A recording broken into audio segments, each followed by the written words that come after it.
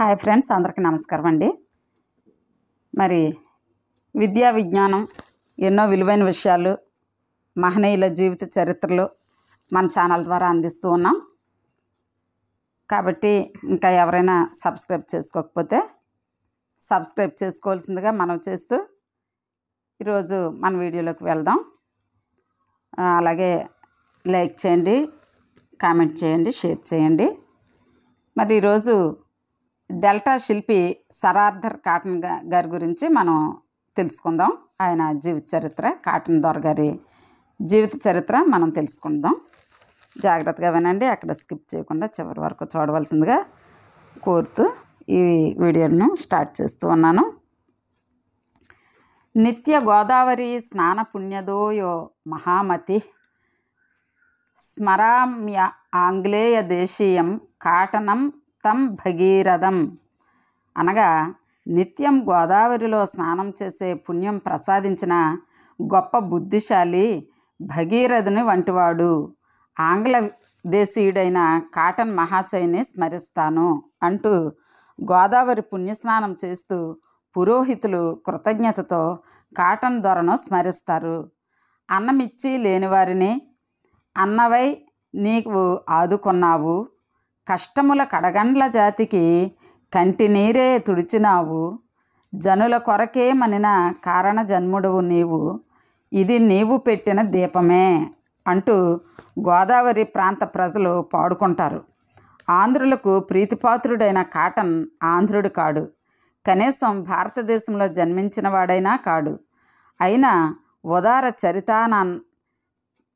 ఉదార చరితానాంతు వసుధైవ కుటుంబకం, ఉదార చరితులకు ప్రపంచమే కుటుంబం అన్న విధంగా అన్నార్తులైన భారతీయుల కడగండ్లను బాపి అపర భగీరథునిగాను డెల్టా శిల్పిగాను పేరొందాడు. ఆయన అన్యదేశీయుడైన విధంగా ఈ డెల్టా అనే పదం కూడా అన్యదేశీయమే.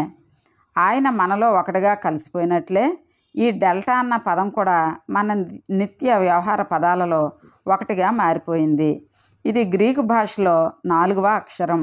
ఈ అక్షర స్వరూపం త్రికోణం వలె రెండు వైపులా 2 నదీ శాఖలు, 3వ వైపు సముద్రం ఉండగా వీటి మధ్య త్రికోణాకారంగా ఉన్న భూభాగం డెల్టా అని వ్యవహరించబడుతుంది.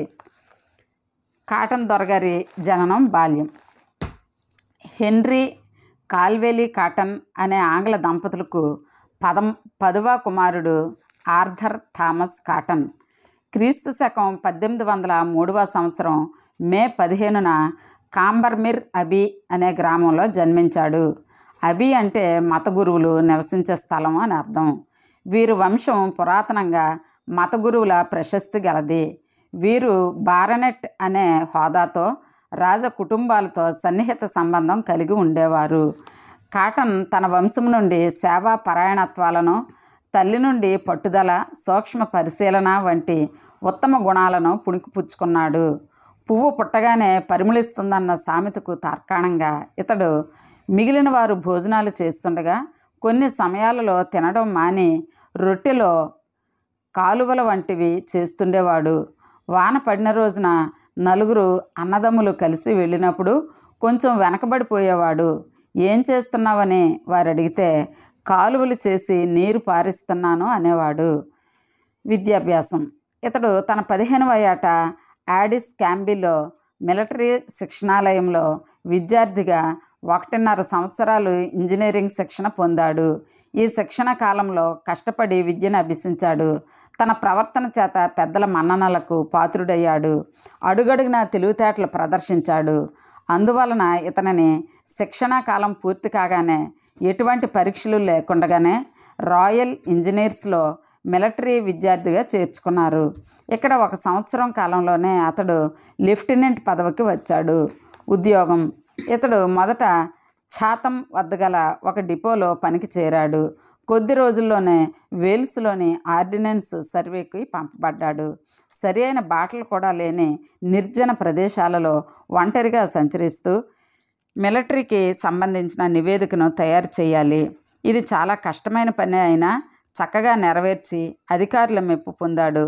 ఛాతంలో 1.5 సంవత్సరాలు గడిపి తన 18వ ఏట ఉద్యోగార్థం మద్రాసు చేరాడు. మద్రాస్ ప్రెసిడెన్సీ చీఫ్ ఇంజనీర్ వద్ద 1 సంవత్సరం పనిచేశాడు. ఆ కొద్ది కాలంలోనే తాను చేయవలసిన పనులన్నీ తెలుసుకున్నాడు. ఈస్ట్ ఇండియా కంపెనీ వారు అటు తర్వాత అతనిని దక్షిణ ప్రాంతానికి చెరువుల శాఖ సూపరింటెండెంట్ ఇంజనీర్కు సహోద్యోగిగా నియమించారు.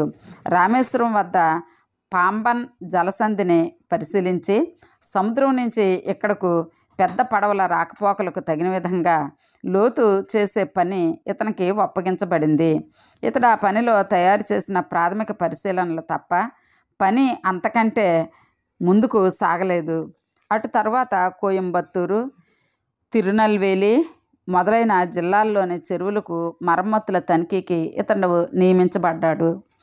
జలాశయ నిర్మాణం, వాటి పోషణ, నీటి కాలువల ఏర్పాట్లు వంటి విషయాలు కాటన్ మనసులో నాటుకున్నాయి. క్రమంగా ఆ అనుభవాలు పరిణతి చెంది జీవనదులపై ఆనకట్టల నిర్మాణానికి ప్రాతిపదికలైనాయి. ఇంతలో యుద్ధ సంబంధమైన కార్యక్రమాల్లో ప్రభుత్వం నియోగించింది. మద్రాసుకు బదిలీ అయింది. మొదట బర్మా యుద్ధంలో బ్రిటిష్ సైనికుడిగా వెళ్ళాడు. ఒక సైన్య విభాగానికి ఆధిపత్యం వహించి రంగూన్ ముట్టడిలో విశేషమైన సాహసం ప్రదర్శించాడు. మెర్గిటవాయ్ దుర్గాలను ఫిరంగుల వర్షంతో వశపరుచుకొనడంలో పాల్గొన్నాడు. ఈ యుద్ధం నుంచి తిరిగి వచ్చిన పిదప ఇతనిని చెరువుల శాఖ కేంద్ర విభాగానికి సూపరింటెండెంట్ ఇంజనీర్గా నియమించారు. ఇంతకు పూర్వం తాను నిర్వహించిన చెరువుల కాలువల మరమ్మత్తు పనులు కూడా ఉన్నాయి. ప్రభుత్వం ఇతనిని గతంలో నిలిచిపోయిన పంబన్ జలసంధి పనులకు మరలా నియోగించింది. అందుకు 300 నుండి 400 పౌండ్లు మాత్రమే ఖర్చును అనుమతించింది. ఆ కొద్ది మొత్తంతో 2-3 అడుగుల లోతు మాత్రం తీయడానికి వీలైంది. ఇప్పటి వరకు అతడు ఈ శాఖలో పనిచేసి చూపించిన శక్తియుక్తులకు ప్రోత్సాహకంగా ప్రభుత్వం లెఫ్టినెంట్ హోదా నుండి కెప్టెన్ హోదాకు ఉద్యోగ స్థాయిని పెంచింది. కాటన్ జీవితంలో అది ఒక ముఖ్యమైన మలుపు. నీటి పారుదల పనుల్లో కొత్త సాంకేతిక ప్రయోగాలకు, బహుళ ప్రయోజనకరమైన దూరదృష్టి పథకాలకు నాంది ప్రస్తావనలు జరిగింది ఈ సమయంలోనే. ప్రభుత్వం కాటన్కు కావేరీ నది నీటిపారుదల కార్యక్రమాలను అప్పగించింది. ఈ సమయంలోనే అడ్డు అదుపులు లేకుండా ప్రవహించే క్యాలిరూన్ నదిని అదుపులోనికి తెచ్చి ఆ నీటిని ప్రజోపయోగానికి తెచ్చే బృహత్ కార్యక్రమాన్ని తయారు చేశాడు. ఇందులో గ్రాండ్ ఆనకట్టకు తలుపులు ఏర్పాటు చేయడం ఒక ముఖ్యమైన పని. 2 సంవత్సరాల కాలంలో ఈ పథకం తాలూకా ప్రాథమిక చర్యలను పూర్తి చేశాడు. అతడు ఈ కార్యక్రమంలో తలమునకలై ఉన్న సమయాన అనారోగ్యానికి గురయ్యాడు. వైద్యుల సలహాపై విశ్రాంతికై ఆస్ట్రేలియా వెళ్ళాడు. ఈ ప్రయాణం ఆయన భావి సుఖ సంసారానికి నాంది పలికింది. ఆస్ట్రేలియా ఖండానికి ఆగ్నేయ దిశగా టాస్మేనియా ద్వీపము ఉంది. ఆ ద్వీప ముఖ్య నగరమైన హాబర్ట్లో ఒక హోటల్లో అతడు కొన్నాళ్ళు బస చేశాడు. అటు తర్వాత ఆ పట్టణానికి దగ్గరనున్న డెర్వెంట్ నదికి ఒడ్డునున్న బీచర్ అనే స్నేహితుని ఇంట్లో ఉన్నాడు. ఆ కాలంలోనే థామస్ లేర్మంత్ అనే ధనిక భూస్వామి కూడా ఆ పట్టణంలోనే ఉన్నాడు. లేర్మంత్ దంపతులకు ఎలిజబెత్ అనే కుమార్తె ఉంది. ఒక రోజున కాటన్ తన మిత్రుడు బీచర్తో నడిచి వెళ్తుండగా ఆమె ఎదురయ్యింది. ఆ స్నేహితుడు వారిరువురికి పరిచయం చేశాడు. ఒకరు గుణగణాలని వేరొకరికి వర్ణించి చెప్పాడు. వారిరువురు తొలిచూపుల్లోనే ఒకరి పట్ల ఒకరు ఆకర్షితులయ్యారు. వారి అభిప్రాయాలు ఆమె తల్లిదండ్రులకు తెలిసాయి. వారికి కూడా అంగీకారం అయ్యింది. కానీ కాటన్ ఆరోగ్య పరిస్థితిని గమనించిన ఆ దంపతులు ఇతడు 2 ఏళ్ళైనా బ్రతుకుతాడా, ఇటువంటి అల్పాయుష్కుడికి కుమార్తెనిచ్చి ఎలా వివాహం చేయటమా అనే సంశయానికి లోనయ్యారు. సెలవు ముగియగానే కాటన్ మద్రాసు వచ్చి ఉద్యోగంలో చేరాడు. కొన్నాళ్లకు మళ్ళీ ఆరోగ్యం దెబ్బతింది. 2వసారి విశ్రాంతికై ఆస్ట్రేలియాకు వచ్చాడు. ఈసారి కళ్యాణ ఘడి కూడా తోసుకువచ్చింది. లేర్మంత్ దంపతుల అనుమానాలు తొలగిపోయాయి. వివాహ బంధంతో వారిరువురిని ముడివేసి నిండు మనసుతో ఆశీర్వదించారు. కావేరీ డెల్టా. కావేరీ నది పడమటి కనుమలలో మెర్కారా వద్ద పుట్టి 500 మైళ్ళు తూర్పుగా ప్రవహించి బంగాళాఖాతంలో కలుస్తుంది. సాగర సంగమానికి ముందుగా 125 మైళ్ళ దూరాన పాయలై డెల్టాగా ఏర్పడింది. కానీ ఇటీవల కాలంలో ఈ డెల్టా పరిస్థితి అధ్వాన్నమైంది. ప్రభుత్వం కెప్టెన్ కాల్డ్వెల్ అనే ఇంజనీర్ను కావేరీ డెల్టా పరిస్థితులను పరిశీలించి బాగుపడే సూచనలు చేయమన్నది. అతడు ఆ పరిస్థితుల్ని పరిశీలించి తక్షణం దానిని పునరుద్ధరించని పక్షాన కొద్ది రోజుల్లోనే ఈ నది పూర్తిగా వట్టిపోయి తంజావూరు తీవ్ర దుర్భిక్షానికి గురయ్యే ప్రమాదం ఉందని హెచ్చరించాడు. కావేరీ డెల్టా శిఖరానికి 18 మైళ్ళ ఎగువన ఈ నది 2 పాయలైంది. ఉత్తరముఖంగా వెళ్ళిన పాయను క్యానెరూన్ అని, దక్షిణపు పాయను కావేరీ అని పిలుస్తారు.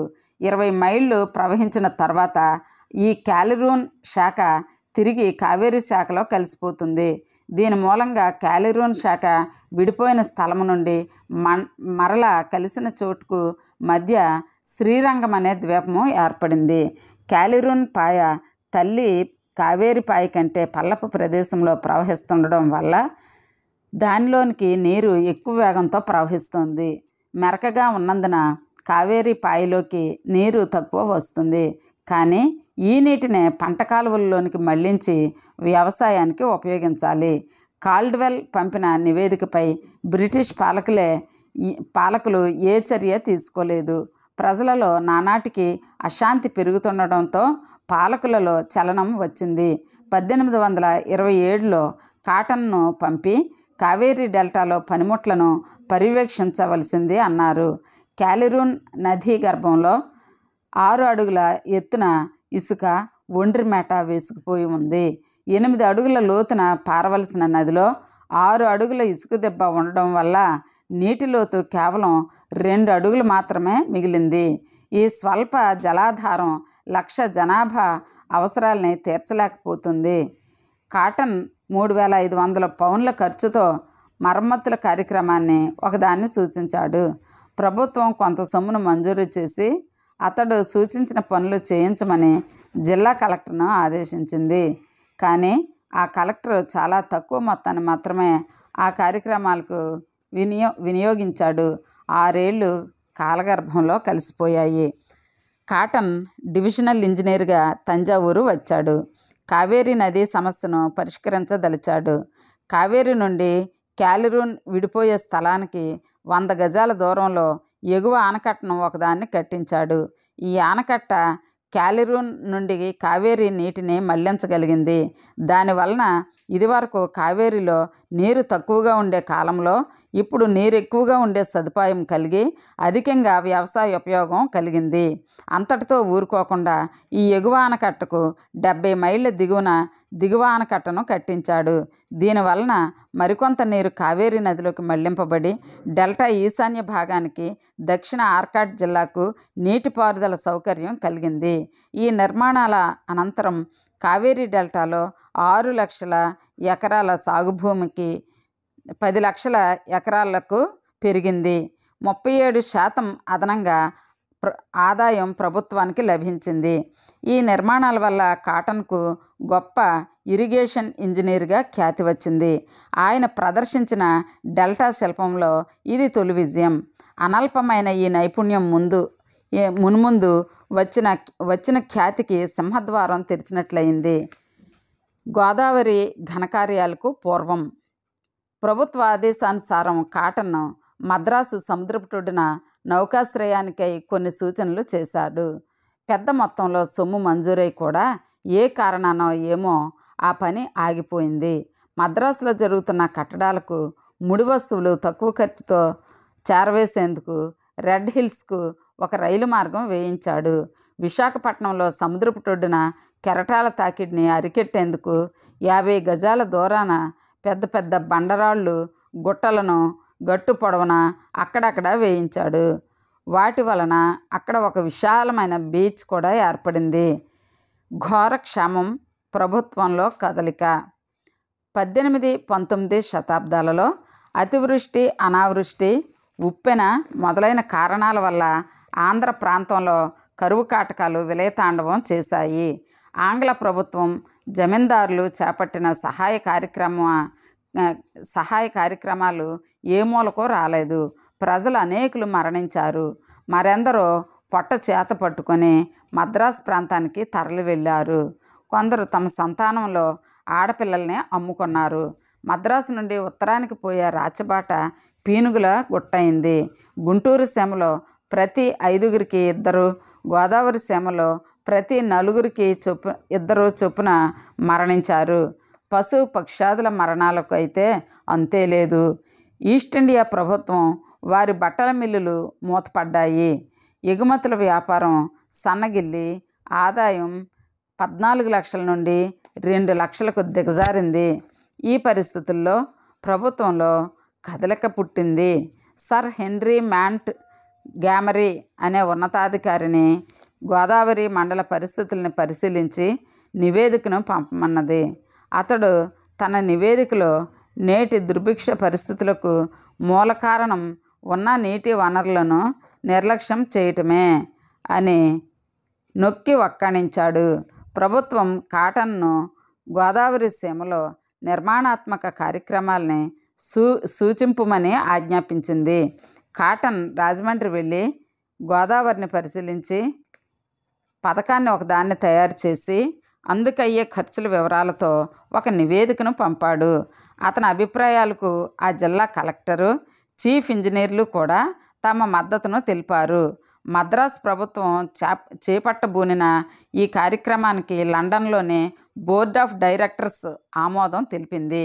కొంత సొమ్మును కూడా మంజూరు చేసింది. ఆనకట్ట స్థల నిర్దేశం, రూపురేఖలు. మేజర్ ఆర్థర్ కాటన్ గోదావరికి ధవళేశ్వరం వద్ద ఆనకట్ట కట్టడానికి నిర్ణయించాడు. గట్టుకు మధ్య ఆనకట్ట పొడవు 3.5 మైళ్ళు, అంటే 3.5 అంటే 3/4/5 అండి, 3/4/5 మైల్స్.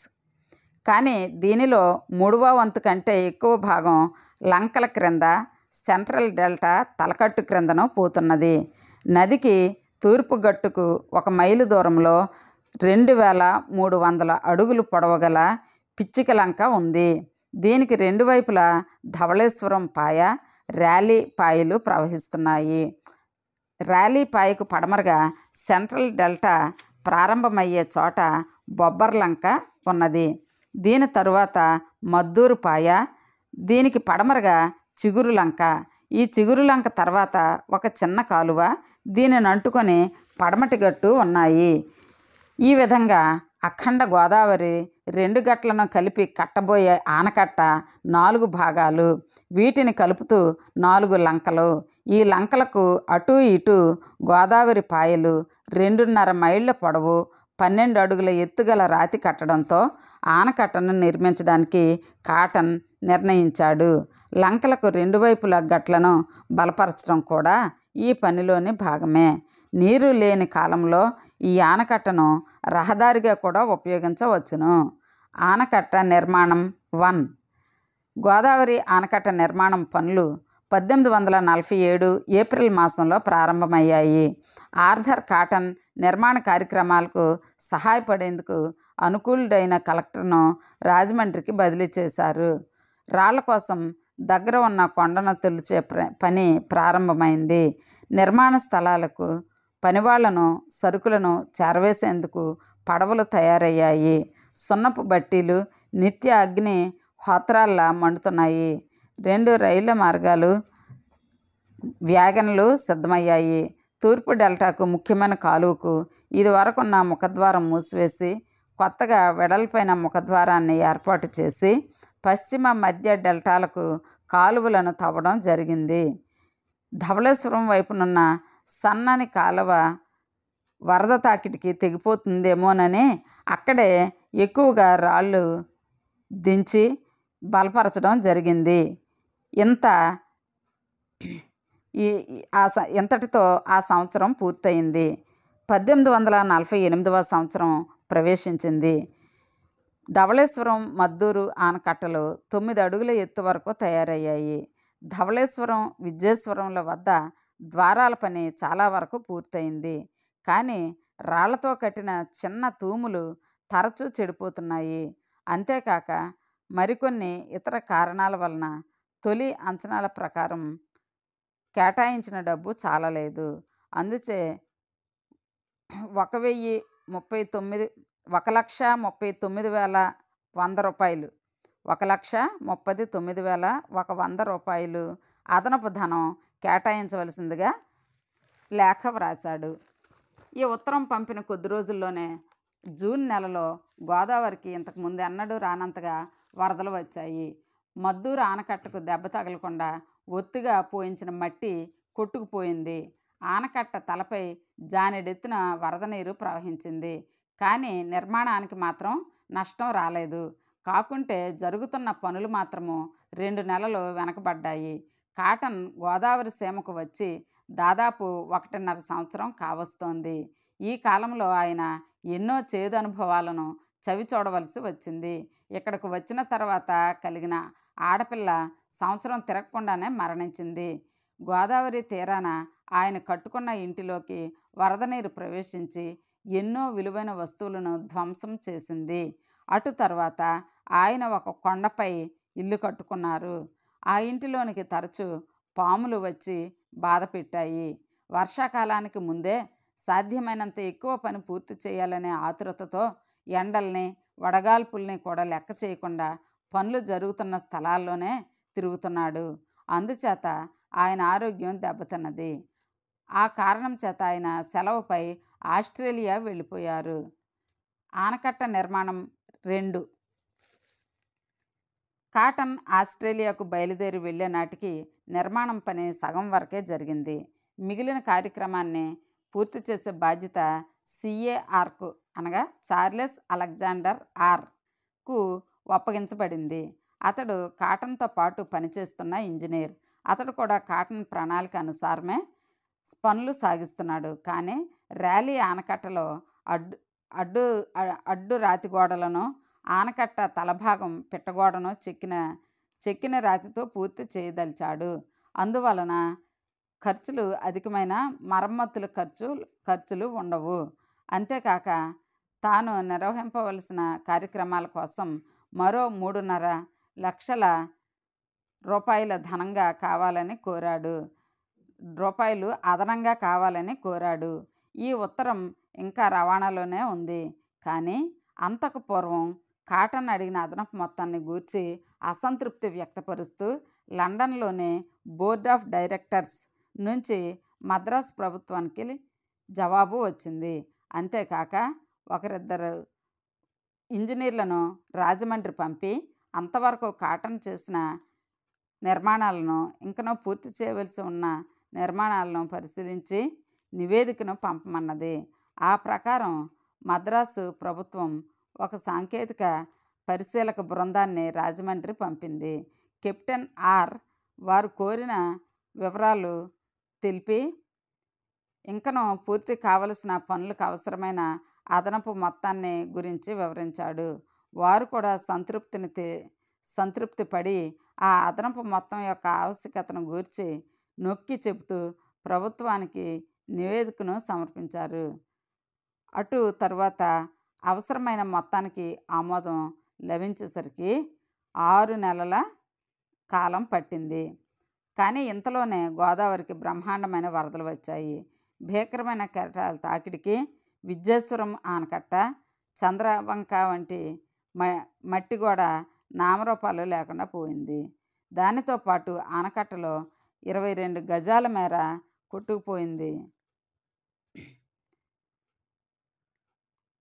ఆనకట్ట మధ్య భాగం మరొక 44 గజాల వెడల్పున గండిపడింది. ఇదే విధంగా మద్దూరు ఆనకట్టకు ఎగువన కట్టిన అడ్డుగోడలు అంతరించాయి. రాళ్లను తీస్తున్న పడవలు ధ్వంసమైనాయి. వారం 10 రోజుల్లో వరద నష్టాలు చాలా వరకు సర్దుకున్నాయి. ర్యాలీ ఆనకట్ట 9 అడుగుల ఎత్తు, 120 గజాల మేర పొడిగించబడింది. ధవళేశ్వరం ఆనకట్ట దిగువన ప్రక్క గోడ వద్ద విశేషంగా రాళ్లగుట్టలు పేర్చి ఆనకట్ట బలపరిచారు.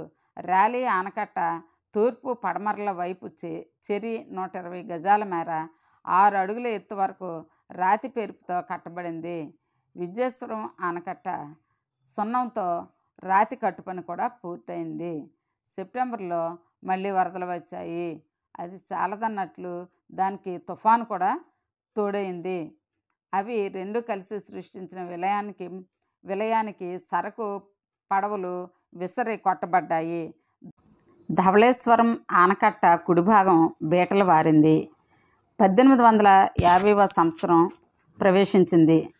మే 25 నాటికి ర్యాలీ ఆనకట్టలో సున్నపురాయి కట్టడపు పని పూర్తయింది. ఆనకట్ట 10.5 అడుగులు మొదలు 12 అడుగుల ఎత్తునకు వచ్చింది. జూన్ 10వ తారీఖు నుండి వారం రోజుల పాటు గోదావరి పొంగుతోంది. ఆనకట్టపై 10 అంగుళాల ఎత్తున్న నీరు పారుతూ ధవళేశ్వరం, ర్యాలీ ఆనకట్టల అడుగు తలుపుల నుండి కూడా మహావేగంతో నీరు బయటకు వస్తోంది. 17వ తారీఖు ఉదయం ర్యాలీ ఆనకట్ట దిగువన కట్టిన చపట కృంగిపోయి నీరు పోయే ద్వారాలు మూసుకుపోయాయి. వెంటనే కెప్టెన్ ఆర్ రక్షణ చర్యలు తీసుకున్నారు. కానీ మధ్యాహ్నం 2 గంటలకు నీటి ఒత్తిడి ఎక్కువై పునాదులు అడుగు నుండి ఇసుకను పైకి ఎగదన్నడంతో పాటు సున్నపురాయి కట్టడంలో కొంత భాగం కుంగిపోయింది. ఆనకట్ట అడుగున గల 14 ద్వారాలలో 7 ద్వారాలు కూలిపోయాయి. జూలై 8వ తారీఖునకు ఆ ఆనకట్ట అడుగు ద్వారాలు మరి 2 కూలిపోయాయి. ఆనకట్ట నిర్మాణం 3. ఈ విధంగా 2 సంవత్సరాలు గడిచాయి. సెలవుపై వెళ్ళిన కాటన్ తిరిగి వచ్చి 1850 జూలైలో పనిలో చేరాడు. అంతవరకు జరిగిన పనులను, మిగిలి ఉన్న పనులను గూర్చి తెలుసుకున్నాడు. ప్రస్తుతం ఆయన హోదా మేజర్ నుండి కర్నల్కు పెంచబడింది. విద్యేశ్వరం వద్ద ఆనకట్ట పొడిగించవలసిన అవసరం ఉంది. కావున మరికొంత వ్యయాన్ని మంజూరు చేయవలసిందిగా కోరుతూ 1850 డిసెంబర్లో ఒక నివేదిక పంపాడు. కానీ 1851 ఫిబ్రవరి వరకు ఎదురు చూసిన ప్రభుత్వం నుండి ఆమోదం రాలేదు. అంతేకాక 1851 నవంబర్లో గోదావరికి వరదలు వచ్చి వెళ్ళాయి. కెప్టెన్ ఆర్ చాలా దూరదృష్టితో కష్టపడి వేసిన బండరాతి చప్ట ఈ ఏడాది వరదలకు ముందు బాగుగా బలపరిచాడు. అందువలన ఏ ప్రమాదం రాలేదు. అది చూచి విద్యేశ్వరం ఆనకట్టను పొడిగించాలన్న తన ప్రతిపాదనను కాటన్ విరమించుకున్నాడు. ర్యాలీ ఆనకట్ట వద్ద అడుగు తలుపులు, ఆనకట్టలకు తుది మెరుగులు మొదలైనవన్నీ పూర్తి చేసి 1852 మార్చి 31 నాటికి గోదావరి ఆనకట్ట నిర్మాణం పూర్తి చేశాడు.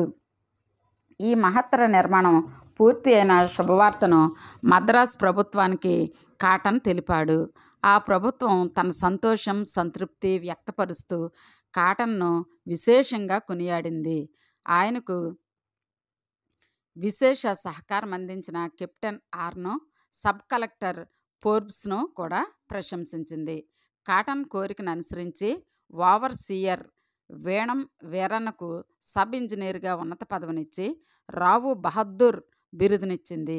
కెప్టెన్ ఆర్ను చీఫ్ ఎగ్జిక్యూటివ్ ఆఫీసర్గా, అనగా ప్రధాన నిర్వాహకులుగా కృష్ణానదిపై బెజవాడ వద్ద ఆనకట్ట నిర్మాణానికి పంపింది.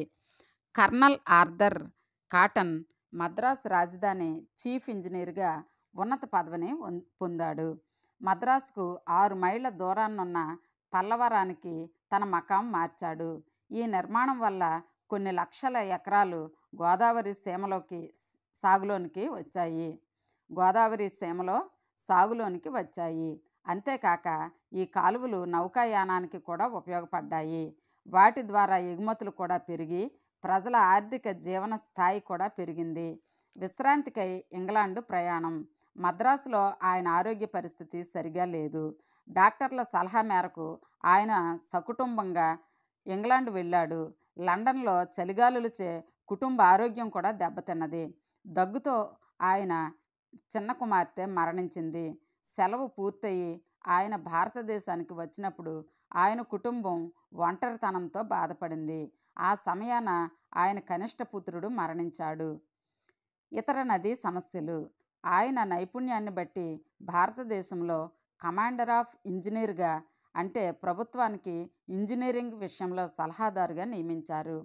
1857-58 సంవత్సరాల్లో ఒరిస్సా క్షామంతో నరకప్రాయమైంది. మహానది డెల్టా ప్రాంతం వరదల్లో మునిగి విపరీత నష్టం కలిగింది. కాటన్ అక్కడి పరిస్థితులను సమీక్షించి మహానదిపై సరి అయిన ఆనకట్ట లేక నదీ జలం వృధాగా సముద్రం పాలవటమే ముఖ్య కారణమని పేర్కొన్నాడు. అతని ప్రతిపాదనలను కేంద్ర ప్రభుత్వము ఆమోదించి తగిన ఖర్చును మంజూరు చేసింది. ఆ కార్యక్రమాలు మద్రాస్ ఇరిగేషన్ మరియు కెనాల్ కంపెనీకి అప్పగించింది.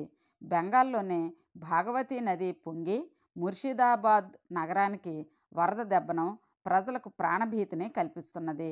మేజర్ మెకంజీ కాటన్ను ఆహ్వానించి సలహాలు పొందాడు. కృష్ణా గోదావరిల ఆనకట్టలు 1855 నాటికి పూర్తయినాయి. అటు తర్వాత కాటన్ తన దృష్టిని నీటి కాలువల త్రవ్వకంపై కేంద్రీకరించాడు. గోదావరి, కృష్ణ, తుంగభద్ర నదులపై అనుకూల స్థలాల్లో జలాశయ నిర్మాణాలు ప్రతిపాదించాడు.